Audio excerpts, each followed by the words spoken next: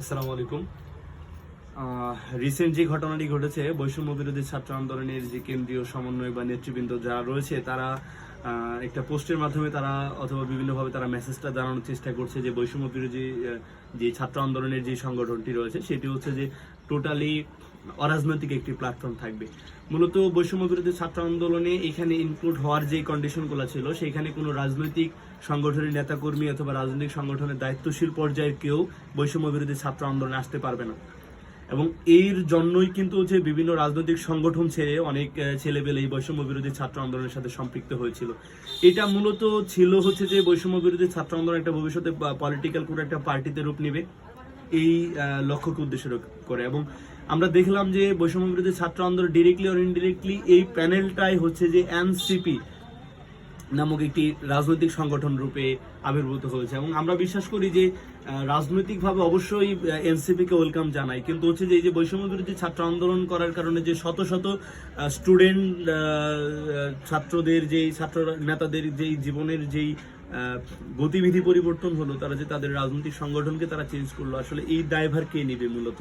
এবং বৈষম্য বিরোধী ছাত্র আন্দোলনের এই জবাবদিহিতা অবশ্যই তাদের করা উচিত। এবং হচ্ছে যে তাদের যেই লক্ষ্যমাত্রা নির্ধারণে তাদের যে একটা ভুল সিদ্ধান্ত ছিল যে গত 6-7 মাস পরে তারা আবার পলিটিক্যাল পার্টি করলো, এবং হচ্ছে যে কমিটিগুলো দিল হচ্ছে 3-4 মাস পরে। এই যে একটা ভিতরের সময় আমরা যারা বৈষম্য বিরোধী ছাত্র আন্দোলনের সাথে যারা সম্পৃক্ত ছিলাম, তাদের যে দাবি দেওয়া ছিল, আমাদের একটা আইডিওলজি ছিল যে বৈষম্য বিরোধী ছাত্র আন্দোলন এই কমিটি এরকমই থাকুক, মূলত রাজনৈতিকভাবে কোনো রূপ নেবে বা পলিটিক্যাল পার্সন এখানে অ্যাড হতে পারবে না, এই ধরনের বিষয় কিন্তু আমরা শুরু থেকেই এইগুলো চাচ্ছিলাম না। কিন্তু বৈষম্য বিরোধী ছাত্র আন্দোলনের কর্তৃপক্ষ কিন্তু তারা চেয়েছিল যে না, যারা রাজনৈতিক লোক যারা আছে তারা এখানে ইনক্লুড হতে পারবে না। ওয়েলকাম, ঠিক আছে, কিন্তু হচ্ছে যে এই আন্দোলন যারা সফল করেছে তখন তো হচ্ছে ছাত্র রাজনীতির সাথে যারা সম্পৃক্ত ছিল তাদেরকে কিন্তু আবার ইনক্লুড করা হয়েছে, তাদের কাছে ধর্ণা দেওয়া হয়েছে বিভিন্নভাবে।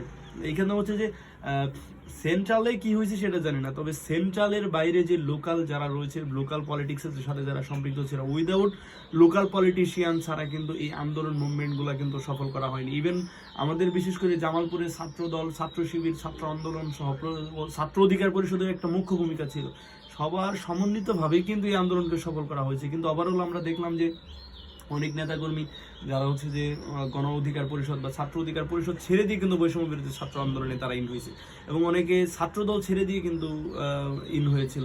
তো এই যে আমাদের ছাত্র আন্দোলন, ইসলামী ছাত্র আন্দোলন, বাংলাদেশের অনেক নেতাকর্মী, অনেক সদস্য কিন্তু হচ্ছে যে বৈষম্য বিরোধী ছাত্র আন্দোলন ইনক্লুড হয়েছিল। মূলত হচ্ছে যে তাদের যে লক্ষ্যমাত্রা ছিল তারা এই জায়গায় একটা ভুল সিদ্ধান্ত নিয়েছে। আমরা এই জায়গাতে বলতে চাই যে তাদের রাজনৈতিক অজ্ঞতার কারণে তারা এই সিদ্ধান্ত নিয়েছে।